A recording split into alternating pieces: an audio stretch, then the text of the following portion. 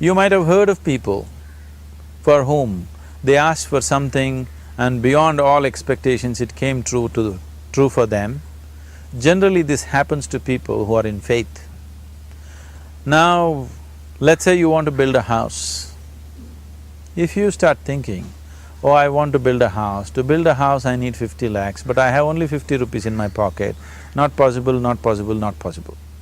The moment you say not possible, you're also saying I don't want it. So on one level, you're creating a desire that you want something, on another level, you're saying I don't want it. So in this conflict, it may not happen. Someone who has some faith in a god or in a temple or whatever, who is simple-minded. Faith works only for those people who are simple-minded. Thinking people, people who are too much thinking, for them it never works. A childlike person who has a simple faith in his god or his temple or whatever, he goes to the temple and says, Shiva, I want a house. I don't know how, you must make it for me. Now in his mind there are no negative thoughts. Will it happen? Will it not happen? Is it possible? Is it not possible? These things are completely removed by this simple act of faith. Now he believes Shiva will do it for him and it will happen. So is Shiva going to come and build your house? No, I want you to understand, God will not lift his little finger for you. What you refer to as God is the source of creation.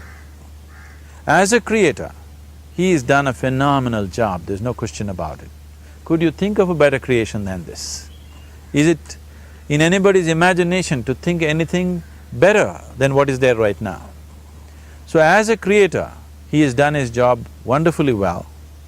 But if you want life to happen the way you want it, because right now, the very crux of your happiness and your well-being is this, if at all if you're unhappy, the only and only reason why you're unhappy is life is not happening the way you think it should happen. That's all it is. So if life is not happening the way you think it should happen, you're unhappy. If life happens the way you think it should happen, you are happy. It's as simple as that. So if life has to happen the way you think it should happen, first of all, how you think, with how much focus you think, how much stability is there in your thought, and how much reverberance is there in the thought process will determine whether your thought will become a reality or is it just an empty thought. Or how you do not create any impediments for your thought by creating negative thought process. This possible is something possible or not possible, is destroying humanity. What is possible and not possible is not your business, it's nature's business. Your business is just to strive for what you want. Right now you're sitting here, if I ask you two simple questions, I want you to just look at this and answer this.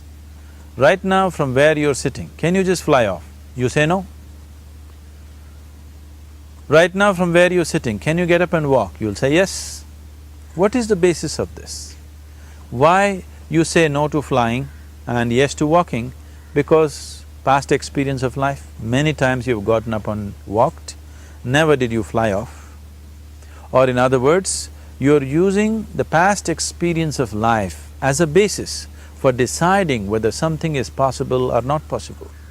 Or in other words, you have decided that what has not happened till now cannot happen in your life in future. This is a disgrace to humanity and the human spirit. What has not happened till now on this planet can happen tomorrow.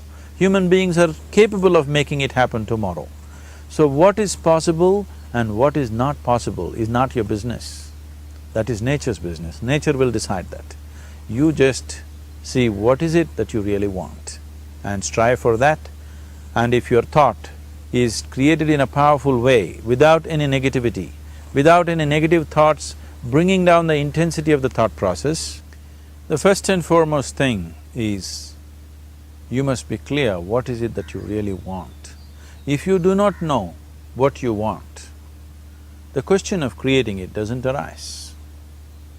If you look at what you really want, what every human being wants is, he wants to live joyfully, he wants to live peacefully. In terms of his relationships, he wants it to be loving and affectionate.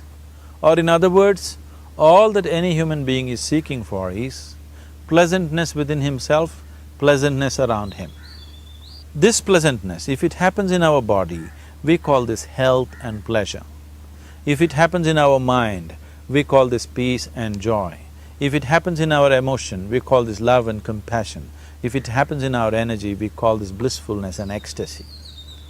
This is all that a human being is looking for. Whether he is going to his office to work, he wants to make money, build a career, build a family, he sits in the bar, sits in the temple, he is still looking for the same thing. Pleasantness within, pleasantness around. If this is what we want to create, I think it's time we addressed it directly and commit ourselves to creating it. So you want to create yourself as a peaceful human being, joyful human being, loving human being, a pleasant human being on all levels. And do you also want a world like this? A peaceful world, a loving world, a joyful world? No, I want greenery, I want food. When we say a joyful world, that means everything that you want has happened. So this is all that you're looking for. So all that you need to do is commit yourself to creating it, to create a peaceful, joyful and loving world, both for yourself and everybody around you. Every day in the morning, if you start your day with this simple thought in your mind, that today, wherever I go, I will create a peaceful, loving and joyful world. If you fall down 100 times in the day, what does it matter? For a committed man, there is no such thing as failure. If you fall down 100 times, 100 lessons to be learnt. If you commit yourself like this to creating what you really care for, now your mind gets organized. Once your mind gets organized, the way you think is the way you feel, your emotion will get organized. Once your thought and emotion is organized, your energies will get organized in the same direction. Once your thought, emotion and energies are organized, your very body will get organized. Once all these four are organized in one direction, your ability to create and manifest what you want is phenomenal. You are the creator in many ways. That which is the source of creation is functioning within you every moment of your life. It is just that, have you kept access to that dimension or not? Organizing the four basic elements of your life will give you that access. There are tools and technologies to do this. The whole science of yoga, the whole technology that we refer to as yoga is just about this, transforming yourself from being just a piece of creation to become a creator.